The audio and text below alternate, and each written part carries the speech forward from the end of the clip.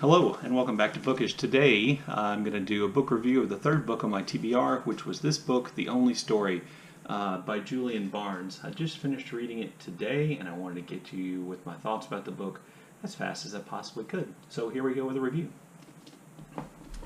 So the first thing is I want to talk about my reaction to the book, because this was one of those books that when I finished reading it, I wasn't really sure what to think about it. I knew whether I liked it or not. I knew whether I thought it was good or not.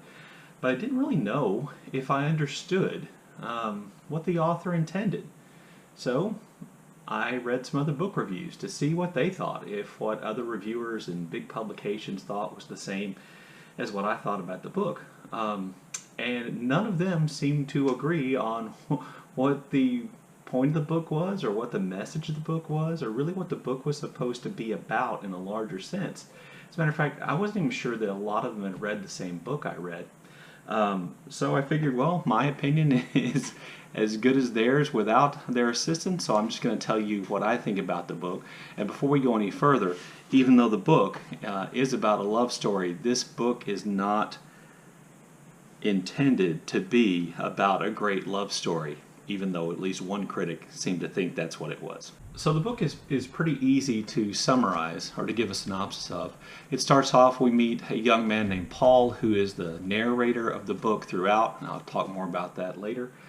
He's 19 years old. His parents have more or less forced him to join a tennis club near his home in Surrey, England, and while he's there, he meets Susan, who's a 48-year-old wife and mother, and they meet because they're randomly assigned to be mixed doubles partners.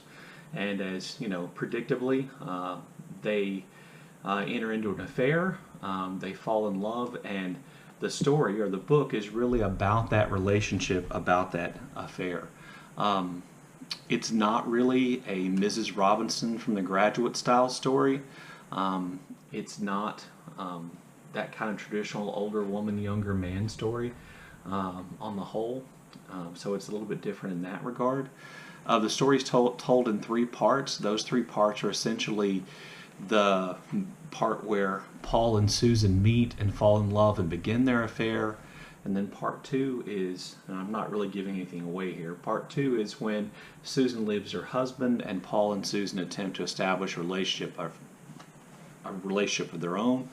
And part three is Paul looking back on, or talking about, that relationship really in the past tense. Interestingly, and I think one of the devices that I didn't see every reviewer pick up on, in the first part of the story, when it's all about Paul really falling in love with Susan, he tells the story more or less in first person, and he says I a lot.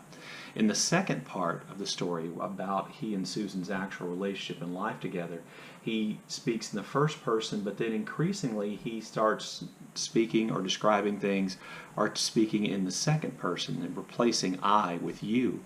And then in the third part of the book, where at least theoretically he's objectively looking back on that relationship with Susan and his role in it and how it all went, he speaks in the third person, kind of this, almost as though he is disassociating himself from the story itself, and you know, talking about what happened objectively.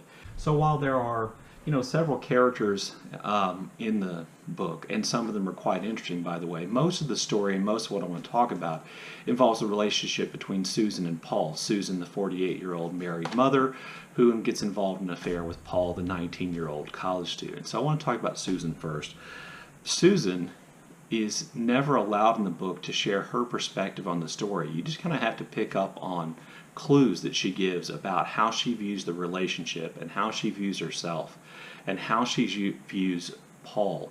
Because to be honest with you, Susan, as you'll find out, and this information is kind of like sort of dawns on you as you're reading the book, Susan has been damaged in some way by every relationship with every man she's had, from an uncle to her brother to her first love to her husband, and that would include Paul. Susan is the admirable character because she's the one who seems to hold out a belief in what I'm going to think of as the redemptive power of love longest. And she fights and works the hardest to make, you know, to believe in love and the future, and the relationship between men and women, despite all the damage she is done and was done. And so I find Susan to be a very interesting and a more admirable character. As a matter of fact, I would just generally say that the women in the book are, on the whole, far more admirable than the men, even though we are talking about a story told from the man's perspective. That perspective is the perspective of the narrator and main character, Paul. So Paul begins the book as a first-person narrator. Whenever I read a book which is told by a first-person narrator, automatically my skepticism goes up. I just don't trust that format. And I think even in historical examples, like with Benjamin Franklin's autobiography, you can't trust everything Benjamin Franklin says to be the truth. And here with Paul, I really think you should be skeptical about what he says. So I don't trust him for a number of reasons. Well, first of all, he lies. Barnes kind of cleverly includes, I think, a number of relatively subtle lies that Paul tells about himself, about his relationship, about his family, about his parents, that as you read along you go, wait a minute, I thought he said the opposite was true later on. There's no doubt that Paul, older Paul narrating the story, likes to see younger Paul as an idealist and, forgive younger Paul his mistakes based on that idealism. But he lies, and even when he admits that he lies, he doesn't admit to all the lies he tells.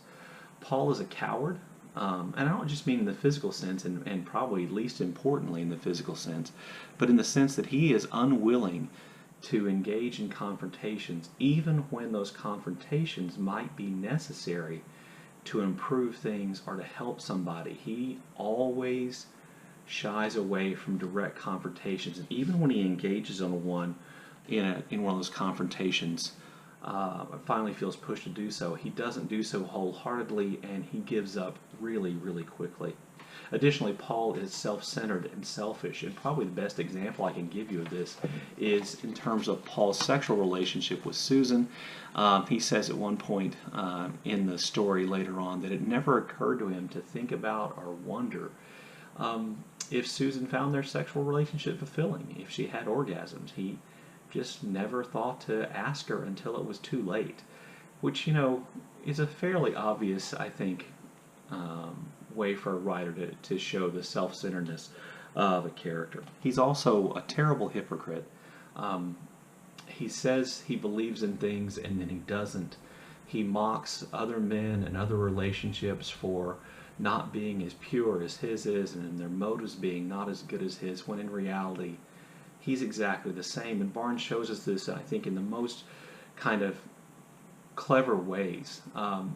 In the beginning, Paul says he doesn't like the idea of marriage, or there's parts of the book where Paul, doesn't like the idea of marriage because he sees it as a form, that kind of stereotypical form of bondage between two people. And yet, the first intimate detail we get from Paul and Susan's lives is him wrapping his hands around her wrists and holding her by the wrists like literally a pair of physical handcuffs. Additionally, he mocks other men for having that kind of rescue the damsel in distress fantasy about the women that they choose and about how they fall in love. And he kind of mocks that idea, but he is persistently sees himself as rescuing Susan from a loveless relationship. He even has dreams or nightmares about holding on to Susan by her wrists as she dangles out a window and being, trying to pull her back in and being unable to. But worse, in his rescue fantasy, he can't even really rescue her. He fails to rescue her, and he fails primarily because he gives up. And he's always justifying what he does. Even when he says he's not justifying his actions in the past, he is. And he refuses to really see his part in what happens to Susan, and he refuses to fully acknowledge his own responsibility in that. The question I have then, after all that, is to ask the question, is Paul, from the author's point of view, from Julian Barnes' point of view, is Paul every man? Is he a stand-in for all the men? And is this supposed to be a representation of men at their worst? I kind of found that intriguing, because I don't know any man who is capable of self-reflection who on some level doesn't feel like, doesn't see some of Paul in themselves, which, as a man, I found to be relatively disturbing. But that was kind of one of my questions that I had about that. Now, I don't think that Paul's ideas about love and marriage are Barnes's ideas about love and marriage, and don't fall to the trap of assuming that what Paul thinks and what Paul believes is what Barnes believes, because I really don't think that's true. So what did I think of the book? I like the book. I think it's a good book. I don't think it's a great book. I think that Julian Barnes is a very gifted and skilled writer, and I think this book displays that skill, displays his mastery of the form of a novel. The perspective change in the three different parts of the book, I think, is a very good way of him kind of communicating what he wants to about Paul.